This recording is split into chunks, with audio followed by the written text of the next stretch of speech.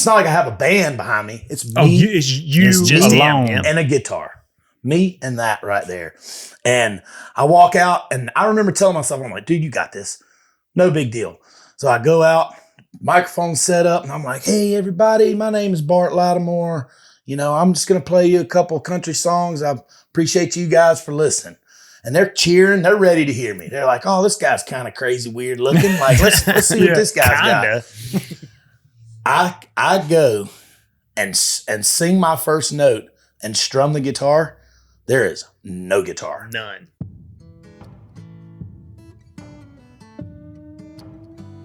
Hey everybody, welcome back to the Hayden Alabama podcast. We're Southern Storytellers. I'm Philip. I'm Shane. I'm Bart. And I'm Brent. We're excited today. We've got North Carolina traveling down. We've got Virginia traveling down. These guys have been all around the country. They play a little music and have lived a lot of life.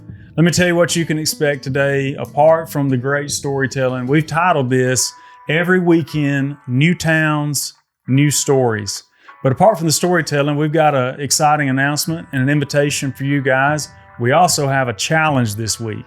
We brainstormed and thought about how could we heighten the suspense a little bit. So these guys play a little music. So they're going to play some unsung guitar licks, and we're going to play best of three to see if Shane or I can win. But I think this is going to be a great episode. We hope you hang around and really enjoy it. When you're on the road, you can't predict things, and you have an interesting story of where you felt that and you were the victim of not being able to predict things. Oh yeah, man. Just like at every festival, you never know. I mean, the weather is the only element you cannot predict, obviously. You know, I mean, you see all these weathermen and women out there, I don't know how they keep their jobs. Yeah. You know, they're wrong all the daggone time. So you plan, especially with the Carolina Country Music Festival. It was their 10 years. It's in Myrtle Beach. It's right in our backyard, pretty much. You know, we grew up at Myrtle Beach, you know, riding the strip and whatnot. But Thursday came, and we're scheduled to headline the Coors Banquet Stage, and we are so excited about it. Bart and I have been working for the last 3 years, going and playing this small little acoustic thing there. They let us, that wherever bone they throw us, son, we're on it. You know, chew it up. Absolutely. So this was probably, I'd say probably the fourth time they had evacuated the whole festival grounds because the lightning was so bad. Because if there's lightning strikes within a 5-mile radius of the event, they legally have to evacuate, right? And so we're sitting back there, and luckily, because we were playing that night, we got to park next to like Colt Ford and all that stuff. So you got my truck and you got Colt Ford's big bus and stuff. Mm-hmm. So we're thinking, well, fellas, I'm telling our bands, we've been practicing. It's like, we're probably not going to play tonight, guys. We had to have a bunch of guys, you know, our band drive in. And yeah. I mean, this is the biggest set we've played together. Yeah. You know, and we're just like watching it. Fade like away. Dissolve in front of us. We're literally practicing in one raindrop at a time. Oh my gosh! I was like, at this point, even if we mess the show up, I was more worried about messing the show. It was like, even if we mess the show up, let us just get there. Let us just play. Yeah. You know? So I just said, heck with it. I'm gonna walk in because things were kind of dying down, and I swear, as soon as I walked in, the woman that runs that stage was like, I'm so glad I found you. You guys can go ahead and load on right now. And I'm like, oh my God, where's the band? Where's every, you know? Everybody was scattered in their own little, you know, wherever they could get cover, you know. And so we weren't all together. I mean, we were thinking about building an arch. That's how much rain had fell, right? So we're carrying our gear across the festival grounds in thick mud. We get up there, all of our camera guy and stuff is still trying to get in. So as we're sound checking, I have to jump off the stage, run, get them in, and as we start up, we played the first song. It starts going really good. And the thing about Bart and I, because we're both singers, so I'll play a song, he'll play a song. We try to make it as even leveled out as far as the songs we play during the set. And there was nobody there yet because they were still all trying to come in. Yeah. So we're like, hey, we're on stage. At least we made it, you know? Yeah. And we get to your song. Yeah. So the second song comes in. And you can see the crowd. We're in a tent, right? You can see the crowd. And this was my favorite part. We're sitting over there. We're playing. There's like 4 people standing there. Oh, and that's like, you know, this is a big deal to us. And we're like, you know what? It is what it is. But we're going to get these 4 people. These 4 people, y'all are about to get it. Yeah, we're about to lay it on the tent. We've been practicing. Yeah, for sure. And I remember looking out that tent door. And I'm sitting there singing. And you could just see people stop. and then they would come in. It'd be four more people. And then people were walking by and they'd stop. And then 4 more people would come in. By the end of that song, it was packed in there. Wow. Yeah, there had to have been 300 people in there. And even though the set went really well, I mean, we still had our hiccups. I mean, if there's a guitar strap company out there that's listening, please hook my boy up here. Because literally, as soon as the first song he's singing goes, he goes, and the guitar strap breaks and falls down. Drops on the ground. And so everybody's looking at us. It's like, let's just do the next song. He picks it up, tunes it that quick, and jumps right into the song like nothing happened. And we made it a whole thing out of it. Yeah, and it went off without a hitch, man. It was like we went from we don't know if we're gonna play to get an encore. We're there. We're there. Got an encore? There's, we got an encore. There's nobody here. Yeah, at the end they were like, play us another tune, and we're like, we don't know anymore. This is all we practice. Yeah. And we pulled a little medley out of our, because we did practice that a little bit. Just in case. You always got to make sure, you know. But yeah, it was just like such a roller coaster of emotions. It's like, well, we're not playing. They're like, no, you have to get on stage now. We get on stage, there's nobody there. Yeah. And then by the end of it, we get an encore. It's just about everybody's packed out. cheering. They're taking pictures with us and asking for autographs. I'm like, you don't want my autograph. Yeah. We got to sign. Thanks, but Yeah. Coors Banquet had all these guitars for all the artists that played, so we got to sign the guitars and everything too. Yeah, so yeah. we actually felt like rock stars or country stars. Well, they said, man, you're famous. I'm like, in 3 counties. Yeah, exactly. yeah, with the wrong people. Yeah. and wanted in every one of them. That's right. Well, you can't predict it, but sometimes things work out. Yeah, that's live music. You just got to roll with the punches. We've been playing can't- shows for so long. I can't believe y'all aren't up here at the little diddly that's going on up here in Coleman this I weekend. messed up and went to Coleman yesterday. I forgot that What's it the was name of Rock the South. Rock the South. Oh, we heard yeah. Our about buddy's doing it. Chad's doing it. Chad's doing it. Yeah. No, he's up at in Jersey right now, I think. But we weren't offered though. Let me tell you They're about somewhere. Rock the South. Yeah. Yeah. You got a Rock the South story? I do not, but my cousin is a firefighter in Coleman, and so he has to go work the concert.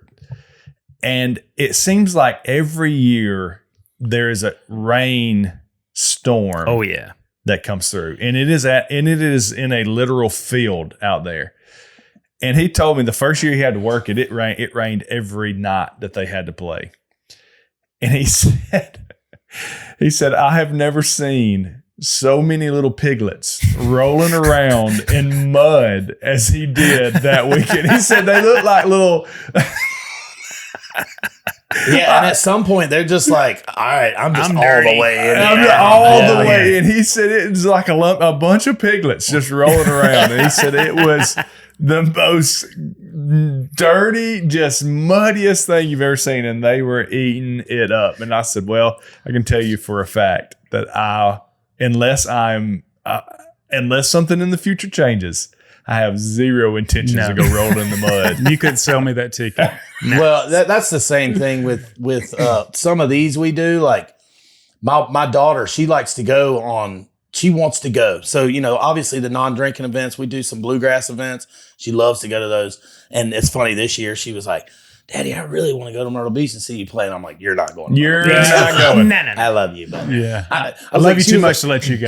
She said it's because I'm 10. I'm like, you're not going when you're 18. Yeah, That's that's got anything to do with it. It's because it's right. Myrtle Beach. Is what it is. Yeah.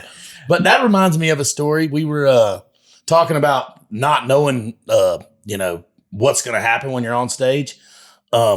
So The Georgia Country Music Festival. yeah, right? they gave me an opportunity to go up by myself on the big stage where it's got the big finger that goes out and play one of my songs. And I'm like, oh man, this is incredible. Like that. I mean, there's 20,000 people out there. This is the biggest crowd I've ever played for. And I practiced and I know my stuff. And I'm like, just pay attention to what you're doing. Don't think about all the people out there. Right. So I get out there. I'm standing like kind of stage left in the back. They're like about to bring me on. Right. And the guy who is now my buddy, he's like, at the time he didn't know me. He's like, you all right? I'm like, yeah, I'm good. What do you mean? He was like, hey, you look kind of scared. I'm like, "Oh, look out there, bro. Yeah. Like, and not only that, it's not like I have a band behind me. It's me It's you It's just him, alone. yeah. and a guitar. Me and that right there. And I walk out and I remember telling myself, I'm like, dude, you got this. No big deal. So I go out, microphone set up, and I'm like, hey, everybody, my name is Bart Lattimore. I'm just going to play you a couple country songs. I appreciate you guys for listening. And they're cheering. They're ready to hear me. They're like, oh, this guy's kind of crazy, weird looking. Like, let's see what this guy's got. I go and sing my first note and strum the guitar. There is no guitar. None. You can't hear none of my guitar. And like, I could feel my face getting hot. Oh, for sure. And I'm just like, I wanted to throw up, dude. I was just like, oh my, and I got to keep going. You can't stop. So I'm like trying to like turn my knobs and I'm singing. I played that entire song with no guitar. It's just a cappella. They can hear your vocals. There are 25,000 people listening to me scream my lyrics into a microphone, and that's it. There's no accompaniment guitar. So I turn around and they're like, I'm looking at them like, what's going on, guys? Like, you know, where's my sound? You know, I didn't have any guitar. And they're like, what's wrong with your guitar? This is the lesson learned. And I never, what happened. I know exactly what happened. I never did it again after this because I was so focused right before I went on. I was so focused on my guitar being in tune. I'm like, my guitar's got to be in tune because if my guitar's out of tune, then it's going to throw everything off. If you don't hit that tuner button, you have to hit that tuner button for it to activate back into your 1/4-inch port. So I had the tuner on the whole time. There was nothing wrong with the guitar. There was nothing wrong with the music in the back. It was me. I left the tuner on. So I sang one of my tunes to 20,000 people with literally me. And at one point, I picked the guitar up and I'm trying to like let the sound hole catch with my vocals. It was a disaster. And of course, the funny thing was, I'll never forget. I didn't even know the guy. I was like, man, that was terrible. And he was like, yeah, it wasn't great. I was like, oh, man. Now, how did the crowd respond, though? I'm in the crowd now. They're going, we can't hear your guitar. I know you can't. I'm sorry, guys. I mean, dude, and that's one thing they tell you, in the biz. They're like, don't stop. Yeah. Don't stop. Which now, looking back, I should have stopped and been like, hey, guys, I'm going to take just a quick second and figure out what's going on with my guitar. Yeah. But I didn't do that. And the song's like 4 minutes long.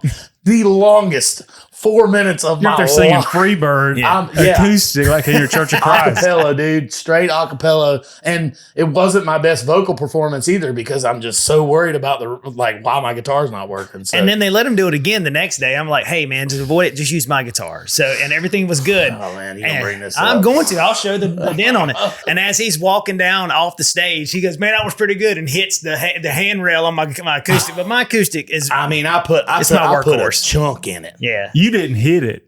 You slammed it. I slammed it. Yes, sir. Yes, sir. And right when it happened, and my head still, anytime we walk out on those big stages, there people be like, hey, did you play good tonight? I'm like, I have no idea. I blacked out. Yeah, I don't know. It's muscle memory. So he was like, I'm walking out. And I'm like, hey, man. And I didn't realize I did it. I'm just like, boom. And made a big loud noise. And he was like, did you just hit my guitar? I was like, I don't know. I think so.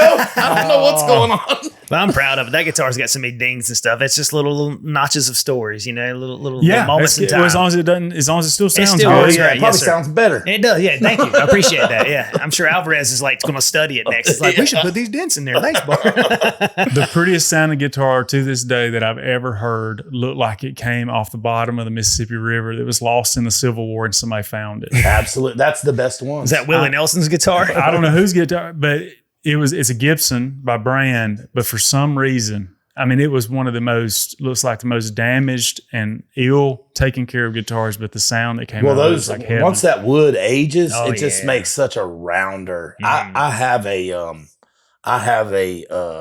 my grandpa's, it's a 1962 Gibson Jumbo, and he played it in a bluegrass band when he was in his 20s and running around. And I'd never take it on the road, obviously, because it's just the one that sits at the house. Mm-hmm. But I've never heard a rounder, bigger sound come out of a guitar, and it's that old wood. Yeah. What they use. And everything's just built worse now. Yeah. Everything was built with a lot more care and love back in those days. So the pride in what to they any built. acoustic guitar companies who are thinking about sponsoring us, he's obviously not talking about your brand at all. Yeah, they're probably not going to sponsor me after the story about my They're like, you don't even know how to use a guitar. And you don't know how to treat one after you use it. Yeah, dude, I don't know how to use one, and I bang them up. That's pretty. That's why I got that $100 guitar. But they were asking about my guitar. Washburn? Yeah, my Washburn here. It's like, oh, there's no case, and it's like, well, all the cases were more expensive than the guitar. Well, we're going to see if it's the guitar that makes it or the person who plays it is more important. And we'll see that here in just a minute. But you guys have a very kind of touching, interesting story that happened at the Gibson Theater. Is that what you said? It's the Don Gibson Theater. Yeah. Don Gibson was he was a songwriter and a country musician back in the 50s and 60s.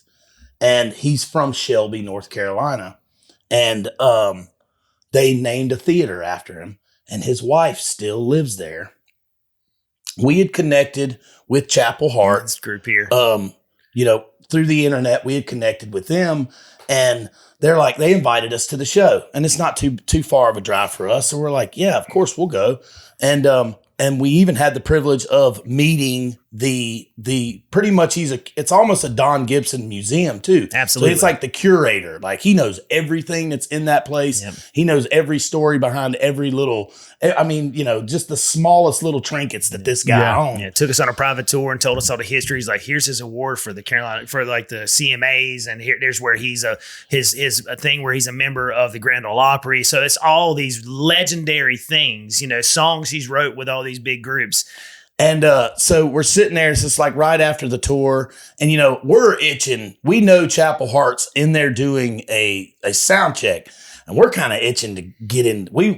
As a musician, you just want to be in the room, right? Mm-hmm. You want to be in these big rooms. It's got history in it, and it's got a feeling. Yeah. And as we're like, okay, man, thank you for the tour and, all this and blah, blah, blah. And turns around, he's like, well, we got a special treat. Don's wife is here. So Don Gibson's wife is still alive. She's in her 80s, I believe. Yeah.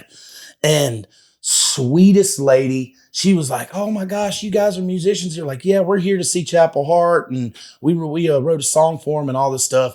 And she's like, well, I got to get a picture with y'all. And I'm like, well, let's do it right here in front of this big picture of Don. Yeah. And she was like, I would love that. She said, and she was in a wheelchair. She said, but I can't stand up, so you're going to have to hold me up. No pressure whatsoever. I was like, oh, yeah, Don Gibson's wife. I'll hold you up. Yeah. I was terrified. Yeah. And so we're sitting there, sweetest lady in the world. And we can hear Chapel Hart sound checking because literally the theater is right through the door. Yeah, right. The door's right behind us. Yeah, time is ticking. Yeah, time is ticking. We're sitting here, and, anytime you get somebody to take a picture, they're like, oh, wait, I got to turn around. Oh, wait, let me take 5 of them. Yeah. I'm going to take some verticals. I'm going to take some diagonals. So we're probably standing there holding this very really kind nice lady for too long, and we're sitting there and we're taking the picture. As we're holding Don Gibson's wife, we hear our song playing in the theater over the behind us, over the PA. And I look at Brent. I wonder if they got a picture of that. That would be the picture. I got the video of it. Dude. That would be the picture to get of like us, like, oh my gosh, they're playing our song in there. And like I said, I was like, man, we were both just saying the same thing. Yeah, we're like, don't drop Don Gibson's wife. Don't drop Don Gibson's wife. So we're like, hey, that's our song. That's our song. And she was like, oh, that's great. Well, here, you guys get in there. So, we sit her back down. And we go in there, and like I said, Chapel Hart must have done their research. They saw us, and they just lost it. They were like, they're here. The guys are here. And they were telling us stories. They said, they were like, we want y'all to know we never do this. Like, people send us songs. And one of the girls, she said, when our manager said, hey, these guys sent you a song, they were all like, it better be good. Yeah. Mm-hmm. Because they don't, they get sent so much stuff. Yeah. And I was like, well, you guys must like it because you were singing it. They're like, we love it.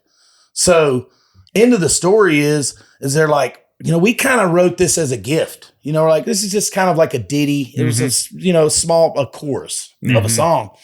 And they're like, no, we want to cut this song. And we're like, we want to record this in Nashville. I'm like, oh yeah, well, we'll finish writing it for you. And they're like, no, we want to cut it with you guys.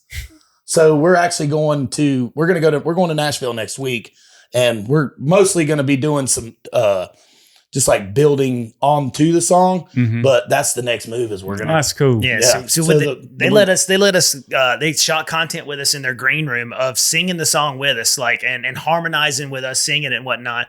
And then they're like, "Hey, are you guys gonna be at the show later?" And I was like, "Absolutely, we wouldn't miss it." And it's like, "Well, why don't you guys come up on stage and sing it with us?" So Oh we my got to gosh. sing this song for the first time ever in front of a packed Shelby, Yeah, a Don sold Gibson out theater. Yeah. Yeah, so it was And now awesome. we neat. text them all the time. We got like lifetime friends with them. Yeah, That's cool. You just never know who you're going to meet absolutely. and what experiences you're going to have. Are you in trouble? Well, we hope you're not. But just in case you are, we know a good lawyer. Whitney Island here in Hayden, Alabama has law services. Or maybe if you're not from Hayden, I'm sure she'd be happy to hear from you. So check her out at islandlaw.com. We appreciate Whitney and her sponsoring the show. I got a story that I can't tell. I'd love to tell That'd be it. a lunch story. From when we went to Floribama. Which one? Well, it was, we like to listen to Wayne Mills. Mhm. I think is he still? Yeah, no. He's no longer with us, Mm. but we like to listen to him. He has some good songs and stuff. And he was playing at the Floribama one night. So, of course, we were going to go down there and listen to Wayne Mills. And I'm guessing this is like a music venue. Floribama? You've Yeah. never been to Floribama? No, man. No, sir. I cannot believe that. You never heard of it. No, sir. It It's is on the line. half of it's, I think, in Florida, half of it's in Alabama. It's really on the line down in between or that would be Orange Beach. So it's Gulf Shores, Orange Beach, and then Pensacola. So it's in between Orange Beach and Pensacola, right there on the state line. And back then it was a dive. When I say a dive, I'm talking about, you didn't know if a thing was going to fall in while you were in there. Yeah, carry a boot knife. Yeah. I'm gonna cut my way out of this. He was playing in the back. They have obviously the property's bigger than the building, and they set up one of those big white tents in the back. And we were back there listening to him play, just enjoying him. He's playing, his songs. He's playing cover songs. We're having a good time. Completely packed out in there, standing room only. Well, we're standing right inside the door into the tent. There's a table right behind us, one of those plastic fold tables. Mm-hmm. We're not paying any attention, to anything. We're just enjoying, singing along, having a good time. And all of a sudden, out of nowhere, I get pushed as hard as you could push somebody from the back. It almost knocked me down, but I caught myself. And I was a lot younger then. Was this a metal show you were at? No. This is country music. And I turned around in a swing. Mhm. Like I just figured whoever did that really wanted to They're spend looking some for time it. together. They wanted to see what physically. rings you were wearing. Yeah, is what yeah, they yeah. wanted to see. So I turned around ready to go, and standing behind me is probably a 75, 76-year-old man. Pawpaw. Somebody's granddaddy leaning over that table that he had just leaned over to push me from, and he's ready. And I stop when I see how old he is. I stop, even in my youthful vigor.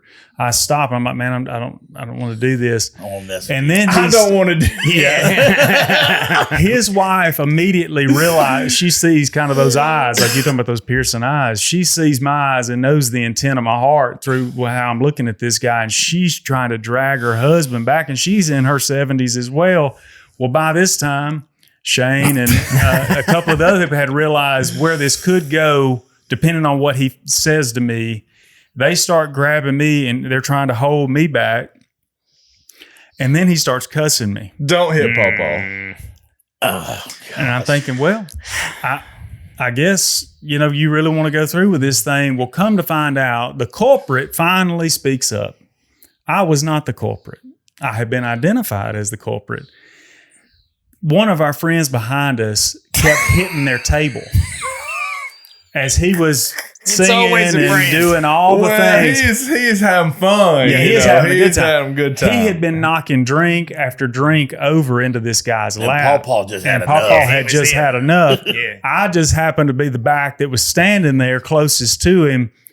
So we resolved the issue. We had no physical altercation. We finally, everybody calmed down and did it. But you got to be careful of who's with you Most and what they're doing. Not to mention, Nick had also got us into trouble not too far from that with entire offensive line for the University of Alabama. So we went to a meeting place, a watering hole. On a back road. A watering hole. Gotcha. And it was the whole crew, Philip, myself, a couple of Nick's friends, Nick's girlfriend. We were all together, and we walk into this watering hole, and we go in, and it's a happening little place. You know, we're just perusing through and seeing who we can find, who we can see. And I notice the second string quarterback for Alabama at the time. Nick had a run-in with him prior to this at some point in time. That was not disclosed. Yeah. We did not know. Yeah. Once again. I also noticed with him was his entourage. So everyone knows that on the football field, the quarterback is protected at all times by his offensive line. I didn't know that it carried on throughout the rest of his life. On the weekends, too. On the weekends He's as got well. the best bodyguards. He's got like Secret in Service. Alabama. Ever.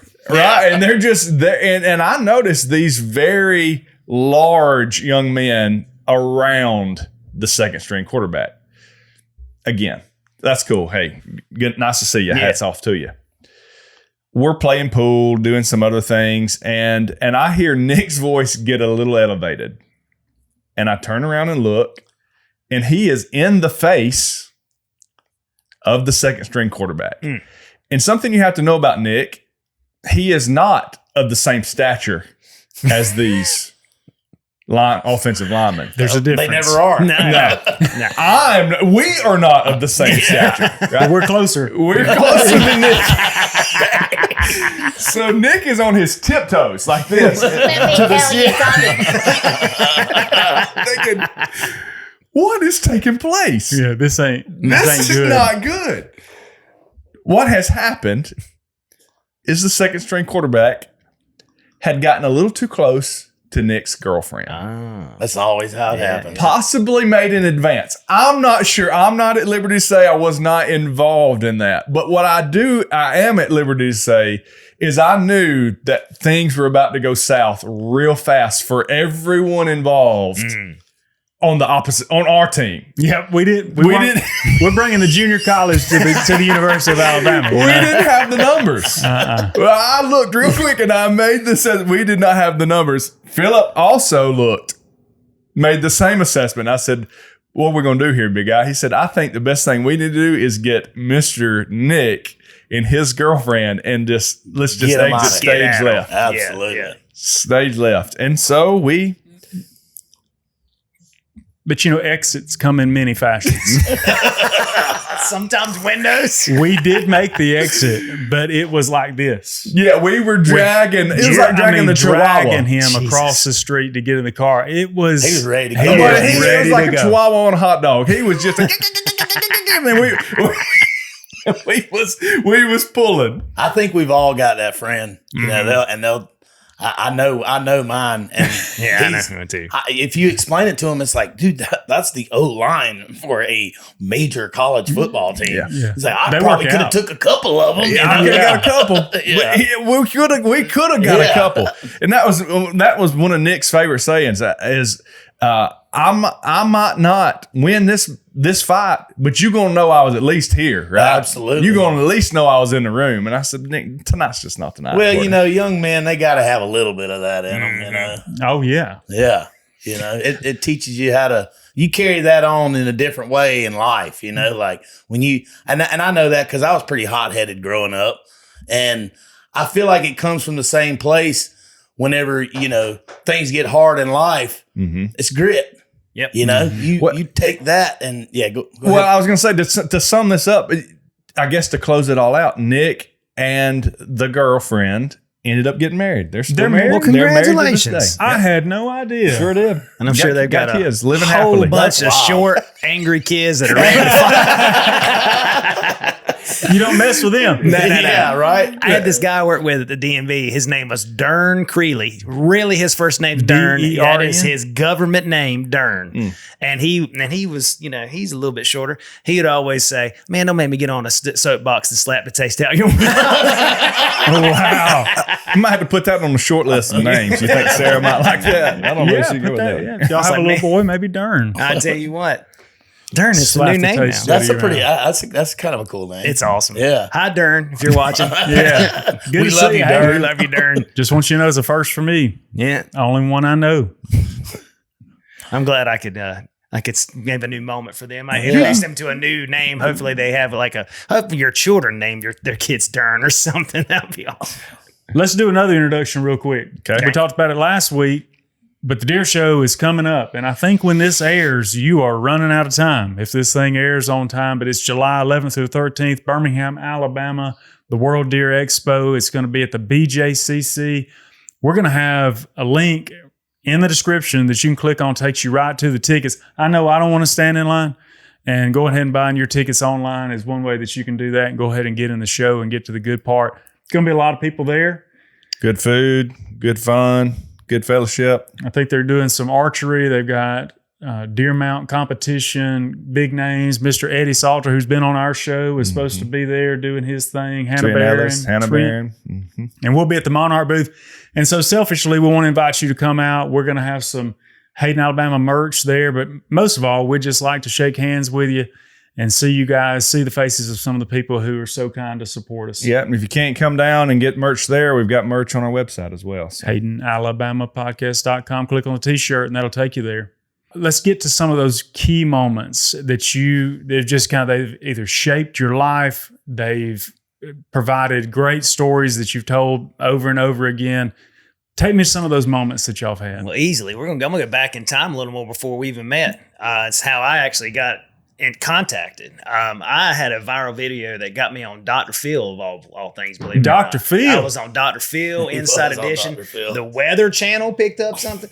So That's impressive. I'm interested. Okay, so we went on a family trip to Hawaii. Never been there before. Like I said, I'm from a town with one stoplight, so being that far away from North Carolina was a new thing to me. So we get there, have a great time in Hawaii, and as we fly back, we're supposed to fly into Charlotte, North Carolina, which is like 3.5 hour drive still I got to do to get to Tar Heel. Well, we hit really, really bad weather. I mean, horrible weather. And they downed it. They landed every plane in there. So we landed in Raleigh, which happened to be closer to us. I was like, man, wish my car was here. Yeah. You know? So we sat on the tarmac for like 4 hours. I mean, they had so many planes down, they couldn't even get us a gate. So we're running out of toilet paper. We're down to water.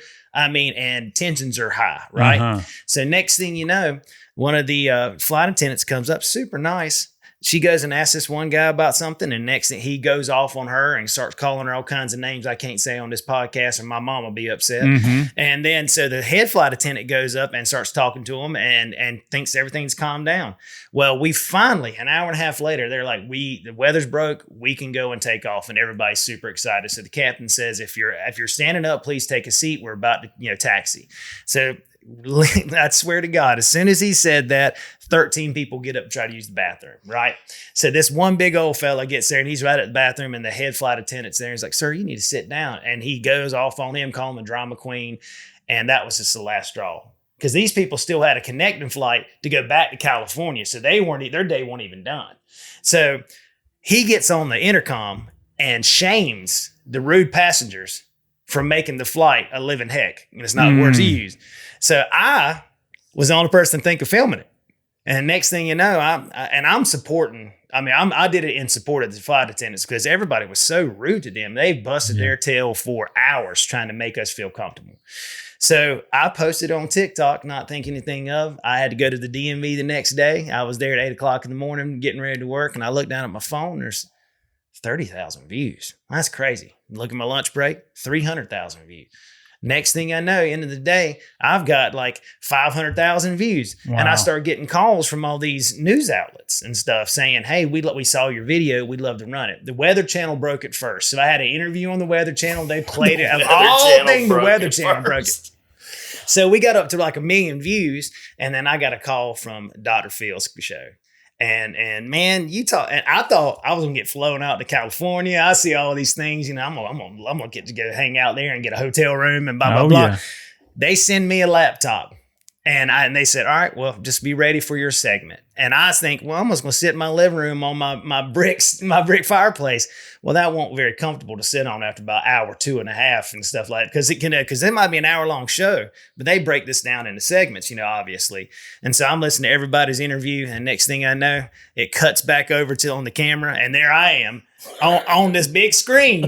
And there's Dr. Phil looking at me and a whole studio audience. I'm like, okay, go. So we talked for like an hour. And he is one of the nicest fellas you'll ever going to meet. I mean, he's a man from the South as well. When he found out that I worked at the DMV, he was like, oh my God. This is the guy. I bet you have had all kinds of stories. And then I told him, we had this one caller one time, said, I know I was drinking and driving. I know someone died, but what does it have to do with me getting my license back? So that's the type of people we dealt with on a daily basis. Wow. So, man. And they wonder why the people at the DMV act the way they do when you go in there. It's like all the stuff they got to deal with. I mean, honestly and truly, I still talk to some of the people from the DMV that I work with. I mean, they became like family. Working there for 14 and a half years. I mean, you develop relationships with these people. You go to funerals of these people. And I always heard this one thing I heard Joe Rogan say, I see my death from here. Every time I'd clock in, I knew this is where I'm going to end up in 30 years on this floor. And dying at work's not great, especially at the DMV. You know, I think of a lot better places to pass on. So we got offered this job, and I just took the chance. And I've been playing music for 25 years, you know, since then. And I just said, if not now, when? If not me, then who? You know, and luckily, like he said previously, I was just tied up with some really good people. And along the way, you know, that's one thing you learn, you know, your circle really, really, really is important. And a lot of people don't have the same goals and mentality as you. A lot of people are wondering, I've had people on the lane say, why is this your opportunity? Why is it not my opportunity? And so you start cutting people out here and there. And I feel like we've got a good circle right now. Really. Yeah, absolutely. Yeah, absolutely. And we have a lot of fun too. I bet. So Dr. Phil just asked you a few questions and you just went on about your business. That was it. Well, we talked for probably a solid 45 minutes. And like I said, as nice as he could be, when I told that story about what's that have to do with getting my license back, I could see some of the cuts they were doing. They cut to his wife and she's like, yeah. You know, I was like, oh, wow, that's his wife, you know. Well, it's kind of a bold statement. It is, most definitely. And that person, they were like, what am I going to have to do to get around? I was like, well, you better start stretching, you know, because God gave you some legs to walk. You know, don't pull nothing. Called burning shoe leather. You don't have to have a license to drive a bicycle. That's right. That's a fact. I don't think you do. Somebody may fact check me on that. They forgot about my old John Deere. That's what old George Jones thing about it. You can get a DUI on a John Deere. I can tell you what. Put them flashers on, hit the road. That's right. Well, you mentioned that, Bart, that you have a lot of fun out there. Yeah, we do. Well, prove it. Take me to one of those fun moments. Oh, talking about the activations we do each day. Yeah, I'm going to tell them about how I've eluded like massive danger in 3 different occasions. Oh, yeah, dude. So we got 3 moments that we're going to share with us. Okay, so this is one of the main things we want to do is we catch a lot of content, Absolutely. you know, and Boyle Bart has become the character, you know. And so Boyle Bart's always getting into some sort of hijinks, right? Okay. And which is the fun part. One of my favorite parts of the job is just sitting around with a couple of guys and like brainstorming over, you know, what can Boyle Bart do this time? Absolutely. Well, anytime there's a body of water. Anytime there's a body of water. I was like, well, we got to utilize the water, right? So the first one, we were in Okeechobee in Florida.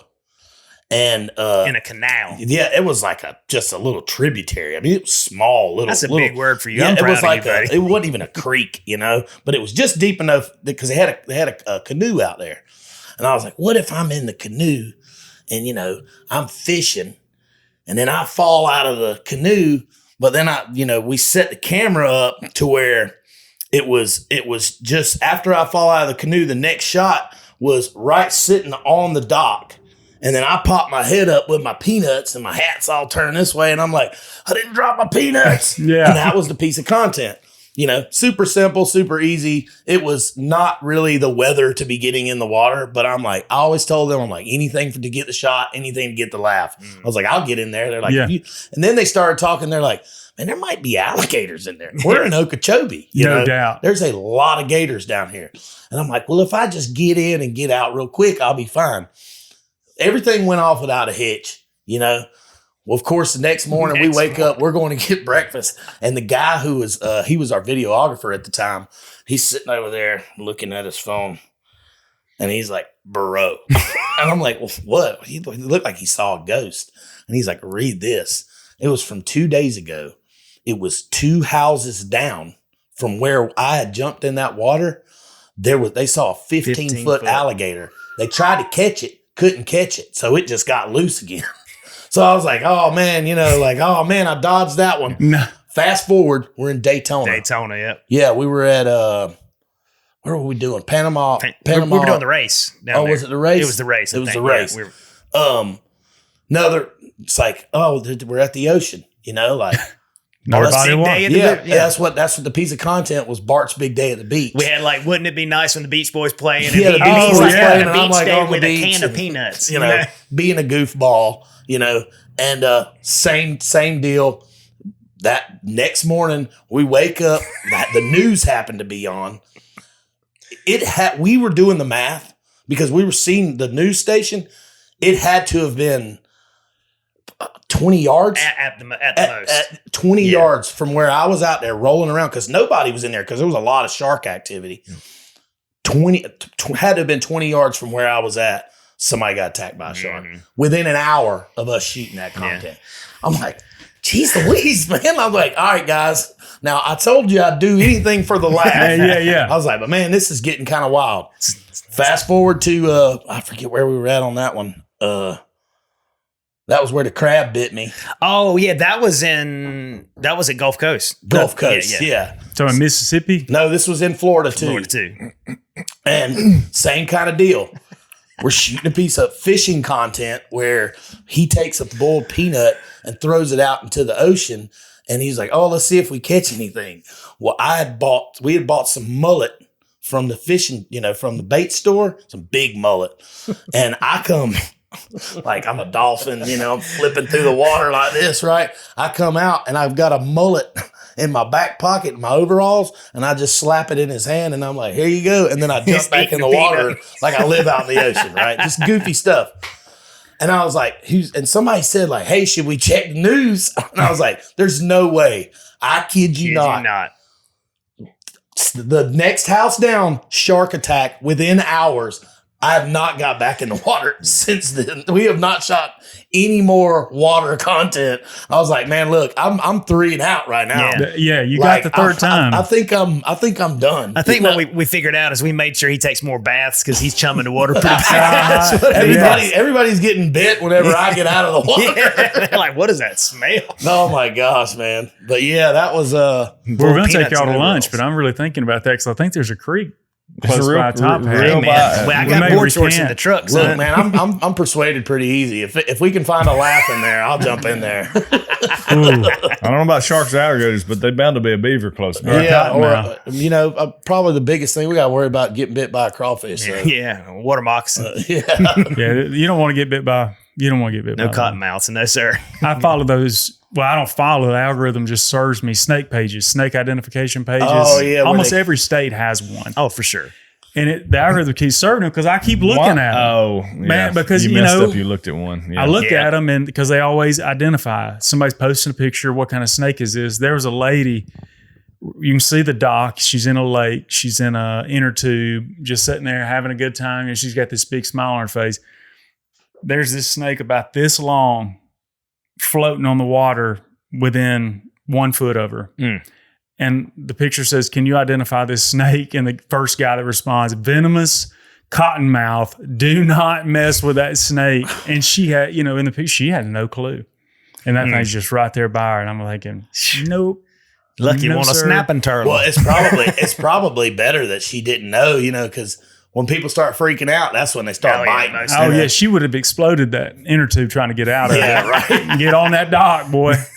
Yeah, I've like I say, I think I must be one with Mother Nature because I've definitely dodged a bunch of bullets. So For sure. You dress like her. yeah, well, Blend in anyway. I get that all the time. I'm constantly wearing camouflage. They're like, "Do you wear anything else?" And I'm like, "I do." But Your favorite it goes color. with everything. yeah, Absolutely.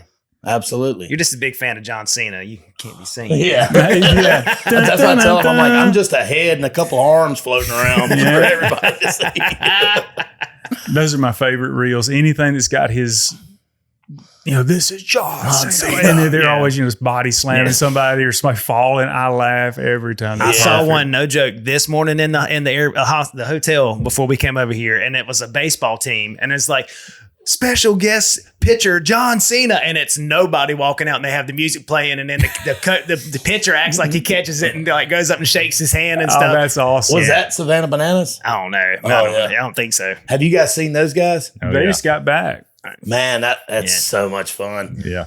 2 years ago, Yeah. I got to sing the national anthem. Yeah, he did at the game. At Banana Stadium. Really? In Savannah, yeah. Yeah, I just reached out to him and I was just like, "Hey, we're a boiled peanut company. We don't charge anything, and I understand you want to make your fans' experience so much better. Why not? What's better with baseball than boiled peanuts?" So we went and set up the trailer and gave away peanuts at this game, and I was so proud of him, man. Like hearing him sing over that intercom, man. It was sold out. Sold out. So it's like 6,000 doubt. people. Yeah, And Were you nervous? bro, I mean, absolutely. that's what I do. I get on stage and I play. This is completely different. Yep. Especially, you're singing one of the most special songs to America. Yeah. Absolutely. If you mess that one up, Everybody's gonna know. Your green might as card. well be not American anymore. Yeah. Like, what Enjoy did you- Canada. What did you do to our song? Canadian. So I sang that song 100 times. I guarantee it. No exaggeration, maybe a little bit more. I sang it 100 times. And I'm like, I'm walking through the stadium before and I'm looking up at the crowd and it's packed. And I'm just like, I'm going to blow this. I know it. Yeah. And this was the saving grace on that one. So I get out there and they're like, "Hey, you got to face the flag, which is in the outfield." So I didn't even have to look at nothing. Oh, okay. And man, it really, they got a video of it. And this was right after my father-in-law had passed away, like very shortly after he had passed away. And he used to play, play minor league ball, and he could have went up to the majors. He loved baseball. And so, I get out there, and the thing about the national anthem is it's like a crescendo, right? So I know that if I start low enough, that whenever I get to that big one, I'm going to be fine. If I start an octave higher, when I get to that big one, I'm going to, and I started it and I knew I was where I needed to be. And it's crazy, man. I felt God there too, man. I felt Bill there. Mm-hmm. And after I got done singing that national anthem, I just said in the microphone to everybody, I said, "That was for you, Bill." I'm getting goosebumps thinking about it. And that was probably one of my bigger moments on the road, was being able to, I felt like I was singing that for my father-in-law, you know? And to be there when you called your wife and tell her that, man, that was a special moment. I'm just so happy I got to. Yeah, she was up. She was like, "Man, I was so proud of you." She said, "You said my daddy's name. I lost it up there. I'm up in the stands, and people were like, 'Are you okay?" I was like, "That's my husband. He's just talking about my dad." It's significant, man. Yeah. Did you guys know that the Hayden Alabama podcast has merchandise? And if you did know, did you know that we just dropped some new shirts? If you'd like to check them out, you can click on the link in the description or go to haydenalabamapodcast.com and click on one of the shirts to check them out. Without a doubt, anybody who's traveled realizes that you make sacrifices to do what you do, any career, whatever, but musicians absolutely make a sacrifice. Was there a time when you realized that what you do, the career that you have, that it was truly a sacrifice for you, your family? Yes, sir. There's a comedian, Bert Kreischer, said this phrase that it's been going through my head a lot.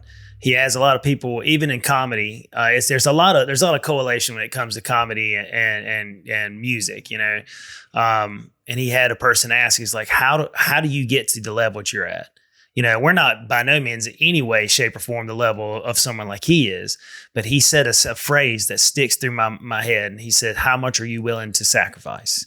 And I look at, like, in Atlanta, we went out to the Atlanta Motor Speedway and we had just set up. I mean, we were supposed to, rock that whole thing the whole weekend. And I get a phone call. My dad had a stroke. I mean, we had just got there. And luckily, by the grace of God, his girlfriend came home she'd been gone to Florida for like 3 weeks beforehand. And she said, something told me just to come home a day early.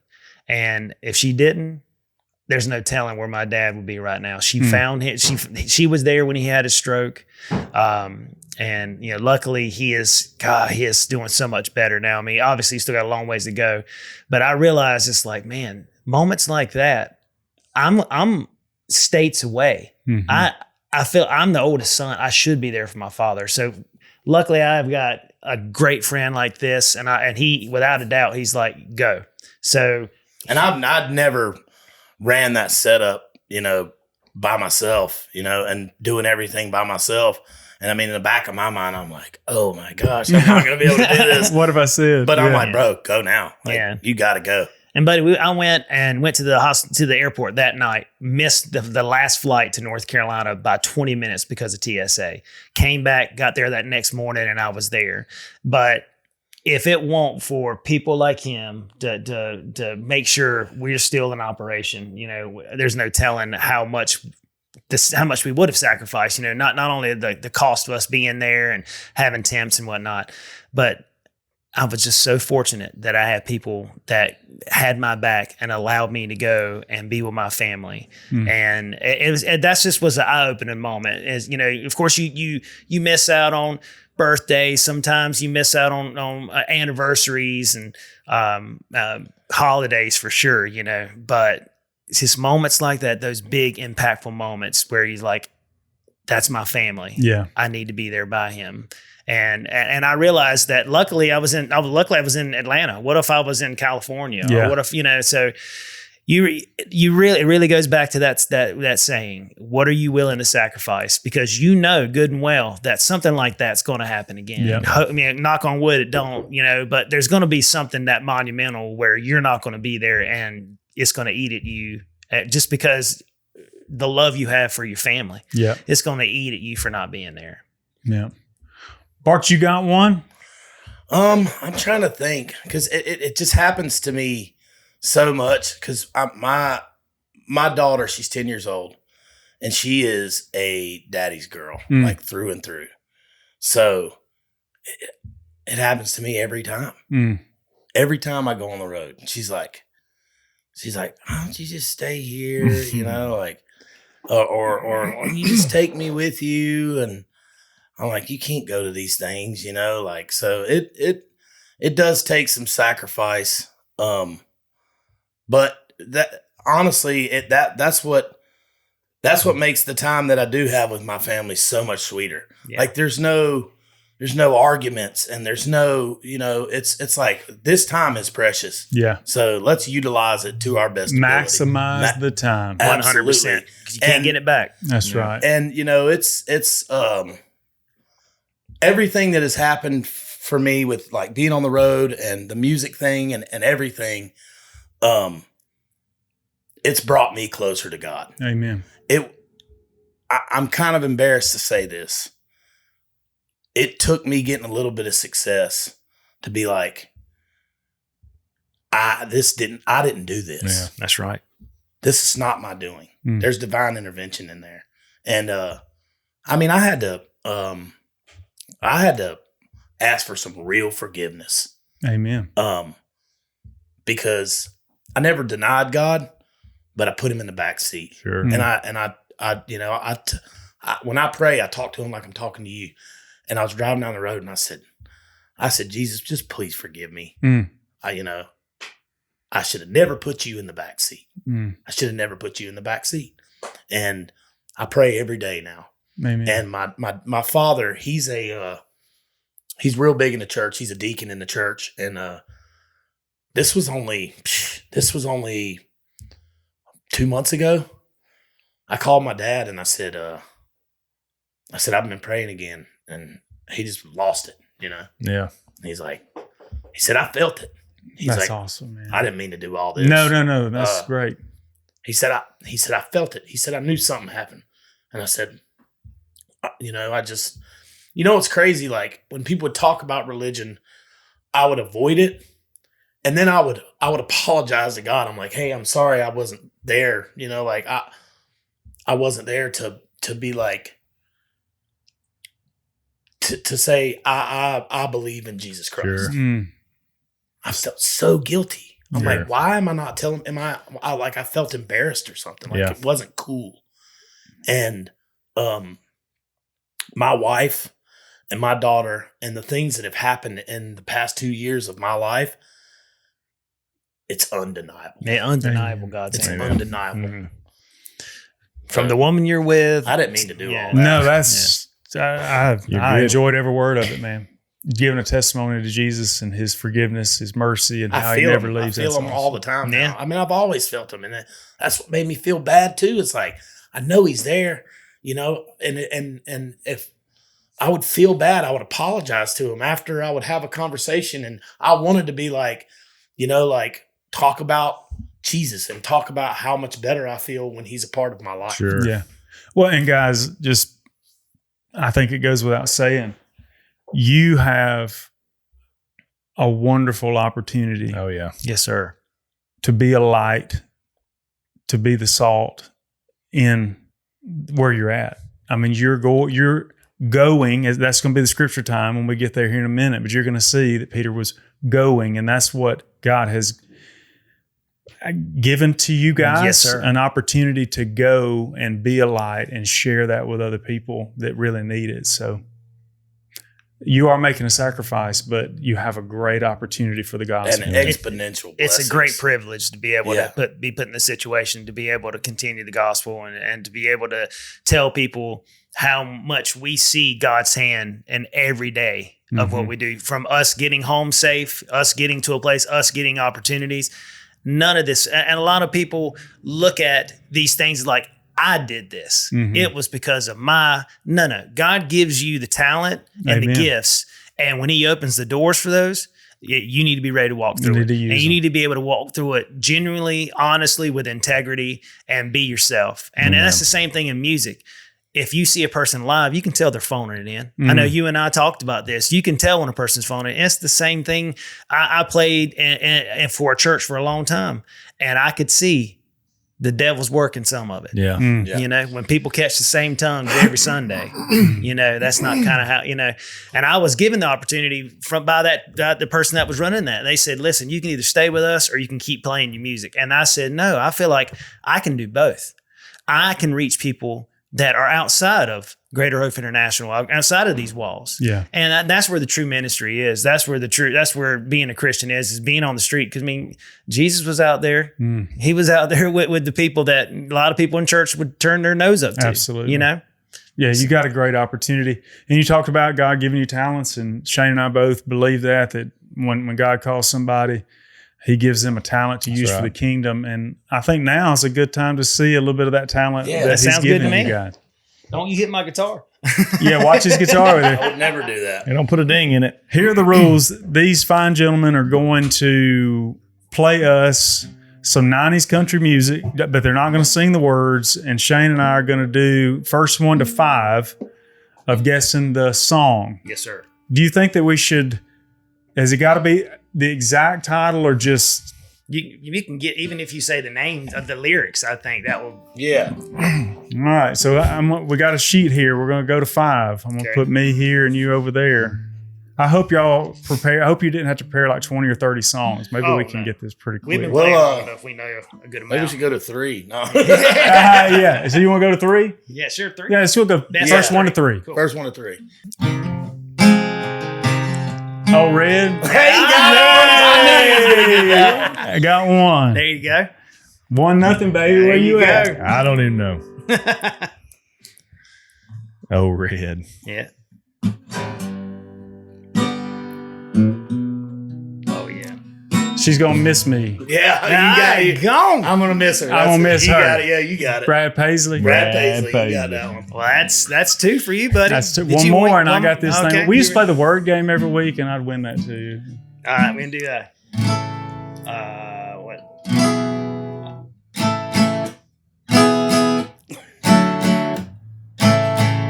Dust on the bottom. There you go. There it There is. it 3 in a row. Ding, ding, ding. We have a winner, Johnny. Man. Well, I tell you what, let's do. I want y'all, if y'all want to, Yeah. I don't know how it's going to sound. It's not going to be a Nashville sound in this studio, but if y'all would like to play a song, Sure. y'all want to do that? Yeah. Do you want to do one together, or do you want us to do one like where we tell a story about the song each, or what would you like? I want to kind of hear you like play together I and got a sing. storytelling song since y'all are storytellers. Yeah. Do you want? Well, he said he wanted to play together. You want to do Dummy Wrong? Dummy Wrong? Yeah, we can do that. Done me wrong. This is one of his originals. He wrote this like 14 years ago, and we just Wow. started playing it. And it's Yeah, and people have just really gravitated towards it. And they're like, y'all need to cut that song. And I'm like, dude, that thing's But it's got a 15 little years dust old. on it. Yeah. If you go to Merlefest, which is like a bluegrass festival we go to all the time in North Carolina, if you go to their Facebook, they decided to film us because the cool thing about Merlefest is they encourage open jamming, and that happens in the parking lots, but also happens in the hotel lobbies. And so we played this, and they filmed it, and man, this thing went Yeah, that was crazy. the wild thing. They were like, we just want to catch a moment. So we played this song and they posted it, and we beat everybody on TikTok. It's so crazy, dude. Awesome. Well, let's hear it. All right. Let's see if I can kind of in a weird position. 1, 2, ma, pow, yee-haw.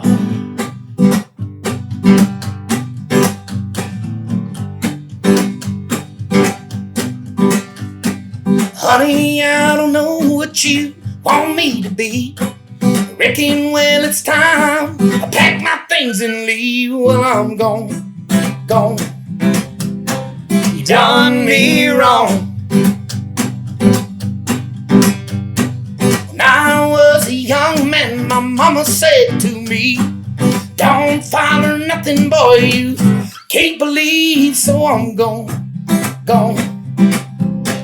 You done me wrong. Oh, yeah, it's high time for you to see what it's like on the other side.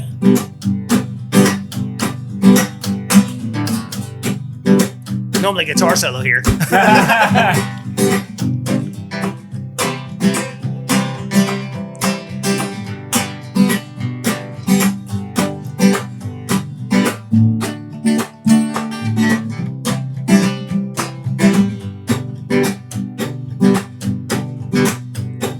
Sitting at the dinner table, what do I see? Those evil eyes staring right through me. Well, I'm gone. You done me wrong. Yeah. True love is such a beautiful thing. It's hard to love you when you cry, kick and scream. So I'm gone. You done me wrong. Oh, yeah, it's high time for you to see what it's like on the other side. Oh, well, it's high time for you to see what it's like on the other side. Hey, Thank you very much. that was good. Thank you. One thing that we Oh, want I to got 'em do over before we here. get to scripture time is these fellas here, you may have picked up on some of their stories, but they do the marketing for Peanut Patch Peanuts. And this label here, you're absolutely going to recognize it because I've been eating these things at gas stations for a long time because We I'm a boiled appreciate peanut guy. And so they have gifted us peanut. 850 pounds of peanuts. So we have, this is the Cajun, and then there's also their regular flavor. And we got You gonna spicy dive buffalo in? too. Ooh, look at that. We got a new flavor, that spicy buffaloes. Yes. Spicy Yeah. buffalo. That's the one Guy Fieri really liked. He snuck that into Mexico for his birthday. That's how much. Did he really? Yeah. We They're appreciate delicious. y'all getting them cups in the gas station and keeping the lights on. Yeah, absolutely. All right, let's turn to the Word of God. We're gonna be in Acts this week because the way the episodes fell, I did in the last episode my sermon from last Sunday, so this is my sermon from Wednesday. So here it is, Acts chapter 9, verse 32 through 35. Meanwhile, Peter traveled from place to place, and he came down to visit the believers in the town of Lydia. There he met a man named Aeneas who had been paralyzed and bedridden for 8 years. Peter said to him, Aeneas, Jesus Christ heals you. Get up and roll up your sleeping mat. And he was healed instantly. Then the whole population of Lydia and Sharon saw Aeneas walking around, and they turned to the Lord. What I want to draw out of that is small connections, big impacts. A lot of times we get, and you guys in the music industry, this will, I think, speak to you guys. We think we have to play in front of 100,000 for it to be, significant or whatever. But as you mentioned in one of your stories earlier, 4 people were there when you started playing, and then people started coming in. But you played just as passionately for the 4 people as you did for the full tent that was there at the end of it. And what we see here with Simon Peter, obviously a disciple of Jesus Christ, Jesus has ascended, and Peter's going around ministering, sharing the gospel. And he comes to this one person in a town, Aeneas, and he sees that he's paralyzed. We don't see that Aeneas even asked him for help or anything, but I guess the Holy Spirit worked in Peter's heart and told him, hey, I want to heal this guy. Jesus wants to heal this guy. And he does. And through that one small connection, a 1v1 connection, Jesus Christ intervenes in his life, heals a paralysis for over 8 years. And then, so that's awesome. That's enough in that one thing. But what you see at the end is that everybody in the town, the unbelievers in the town, saw this miracle that was accredited to Jesus Christ, who alone had the power to do that, and they came to faith too. Think about it. If Peter would have looked at that and been like, this is just one guy, it's not going to make that big of a difference. I'm not going to, be part of this. Look what the big impact that would have been missed. The healing. You think about 8 years, that may not sound significant. That was from the time you were in kindergarten to the time you started 8th grade. That's a long time. That's a long time, yeah. And it says that many people turn to the Lord in faith. So what I want to encourage you guys this week in the Word is you may have a small group of connections now that you're maybe not seizing the opportunity. Seize the opportunity in the small connections. Don't think that you have to be on a huge stage or have a huge ministry to make a big impact. Jesus may be calling you to one person to do one significant thing to make a big impact for the kingdom. Amen. Amen. Amen. I don't know about healing anymore, but I know what a cure will ail you. That's right. A little peanut. A little peanut action right here, a little boiled peanut. Well, fellas, we appreciate the peanuts. We appreciate the music, the stories, the testimony, everything. We appreciate you Yeah, fellas. thank for you so having much. us, man. That was all. This is awesome. And to all your viewers, if you guys are interested in trying some of those delicious Cajun Bowl peanuts or even the original, they're available at Walmart. You can go right down the street to Piggly Wiggly, Sam's Club, all kinds of stuff. We're in and just- 28,000 plus gas stations. I was Good. saying, just about any gas station in That's Alabama, right. you can find them. Yes, sir. Yes, sir. And if you're very kind and you're willing to subscribe and share, this episode, we've got 849 pounds of peanuts left that we may can just give you a can or two. But that's going to do it. This week of the Hayden Alabama Podcast, I'm Philip. I'm Shane. I'm Bart. And I'm Brent Underwood, like Carrie without the money. We'll see you guys next week.